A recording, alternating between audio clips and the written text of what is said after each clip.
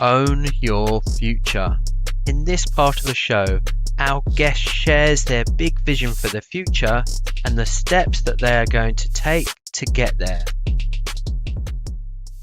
Vision is really powerful, and too many times people don't have a clear or strong vision, and so they end up wandering around a mist of business, not really achieving much because they're just lost in this fog because they haven't given themselves that clear goal ahead. So one of the reasons I like to have this bit in the show is to set an example, have the leaders come on and set an example of a clear vision, which you've actually already articulated in some ways in the previous section of the show. So I don't know if you want to elaborate on that at all, or you feel like you've already shared your vision with us.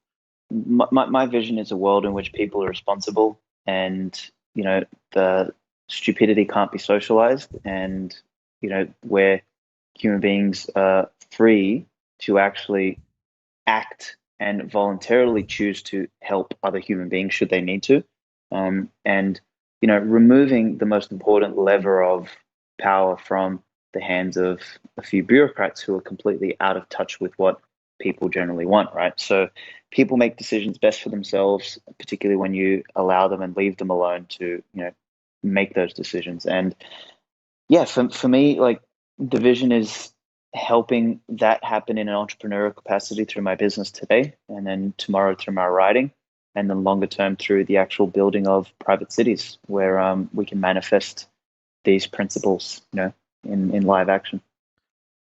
Oh, well, that's a great answer. Let me ask it again in a slightly different way, and let's focus it on your business. What is your vision for Amber? Where do you want to go with that enterprise in what is probably a crowded market? I confess to having complete ignorance of the Bitcoin market, but I do see lots of adverts, so I can imagine there is lots of players out there.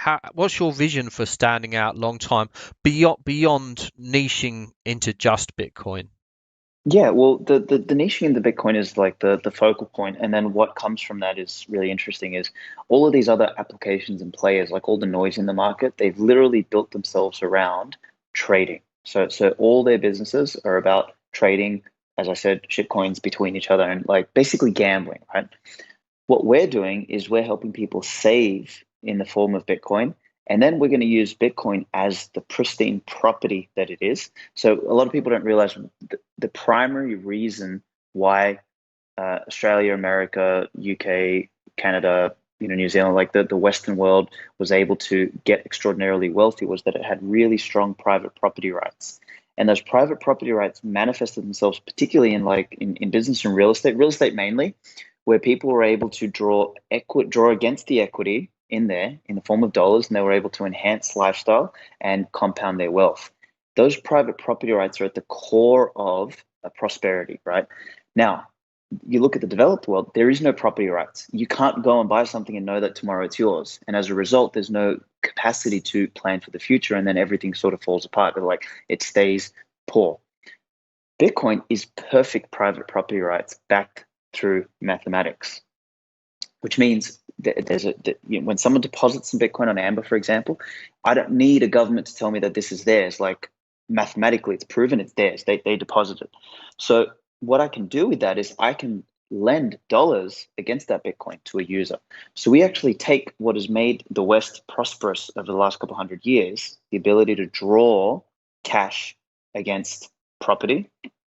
We will enable that through Bitcoin, and we can enable that globally. So people will be able to, so someone in Nigeria, for example, who might want to buy something, at a street vendor, who the street vendor doesn't accept Bitcoin yet, the Nigerian will be able to deposit their Bitcoin on Amber, draw Naira, the local currency, against it, into his M-Pesa wallet, and just pay the merchant directly. And then they can use the Naira to pay back the loan effectively. They can draw Naira against their Bitcoin to build something locally, build a house, build whatever. So, and they'll never have to sell their Bitcoin. You do not sell the underlying asset. When you look at the wealthiest families across all of the West, what they did was they kept their property, they kept their assets. They never sold the asset. They only leveraged the asset so that they could build more assets. And that's the core of like wealth building. So what we want to do is we want to take that principle, and by being a Bitcoin only app, it unlocks the capacity for us to do this inside our app. We will basically become like a I guess a Bitcoin bank in a sense, where if you need fiat, you've got it. If you need Bitcoin, you've got it. You save in Bitcoin, you spend your fiat, and you can basically live anywhere in the world, and participate, you know, as a consumer, but also as a saver. And that's kind of the vision of the app. Wow, that's a big vision, and I suppose a lot of people in the traditional market will probably be a bit nervous about those ideas. They are going to be made obsolete this decade. They should be putting their brown pants on. Let's put it that way. Okay, fair enough. All right, I'm looking forward to watching this space. Let's move on to the last part of the show now. Take action. In this final part of the show, our guest shares the steps that you can take to get the big idea that they've shared with us today. What's the big result that leaders can get if they take action with your big idea, and your big idea being about focusing on the remnant? What's the big result you Yeah, think they'll get if they do that? the big result is they'll they'll get better customers and they'll get more time. Like it's literally the reason you go out to start a business is to leverage the minimum amount of time you have. Like, Robert Kiyosaki would say, like you can only work X amount of hours in the day. And if your, wealth creation strategy is to work more hours, then you have a natural cap. So what you want to do is you want to leverage the time that you have to maximize the value you add on a per hour basis. So don't focus on the people who don't matter. Focus on the ones that matter. Get better customers, higher ticket items, add more value, create things that people value more, get repeat customers. Like that's how you actually build a business that'll give you your time back. Then when you have more time, you can become better at your craft. And then you, again, provide to a better subset of customers. So the best artists in the world are not additive. They're it's called via negativa. It's like you progress by removing stuff. And that's I think maybe that's the lesson here is, and this is again like it's reflected in our product is that, we didn't make the product more complex by adding a bunch of shitcoins. Like we made it better by removing all the noise and making the product simple, pure, easy to use. And now we can extend features on it that are based off that. And like for me as an entrepreneur, like these days, like my life is literally focused around uh, Bitcoin, and the entrepreneurial expression is my business. My philosophical expression is my writing, and my I guess my verbal expression, literary expression is podcasting. But it all sort of revolves around that, and I keep my wealth in the form of Bitcoin, and that is like so simple, but I can maximize what I'm doing because I'm not distracted by a million other things. I'm not distracted by a stupid stock portfolio or this or that or all the other crap that people are distracted with today.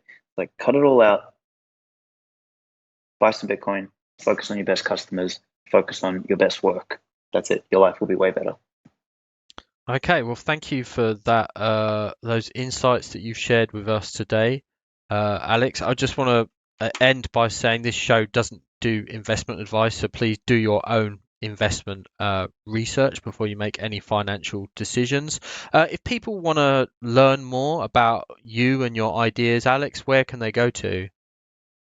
So it depends the modality they want to hear it in. So generally, my blog is svetsky.medium.com. Or these days I write for Bitcoin Magazine. So if you just search for me on Bitcoin Magazine, you'll see most of my stuff there. My Twitter is the more abrasive me, so at Ghost of Svetsky. So I've been banned on Twitter a couple times. So this is sort of my general one. So on Twitter you'll see me just sort of venting. And then I would say, yeah, check out Amber.app, which is the business. And you can sort of have a look at what we're doing as a business. And I mean, people in the UK won't really find it useful because we're not available there. But I mean, you sort of get a feeling for what we're doing. Fantastic. Well, thank you very much for coming on the show today, Alex. Really appreciated your time. For sure. Thank you, Andrew. In this final part of the show, I reflect on what our guest has shared with us today, and I pick out key ideas and thoughts that you need to take away. I think one of the big lessons that I took from today's episode as well was that it's very important to target your tribe and not to try and speak to every single person. Because I think Alex has got a good point about the need to target the remnant and not the masses. I do think we have to be very focused with who our message is trying to talk to, or we risk not hitting anyone at all with our message. So my takeaway today is just to make sure I'm really talking to my audience and make sure my message, my story, the content that I'm putting out there is really valuable for them. And I think that's probably what you should take away from today as well. So thanks for being here. If you haven't already done so, hit that subscribe button, and I look forward to seeing you on the next episode. Have courage, own your future, take action. Bye for now.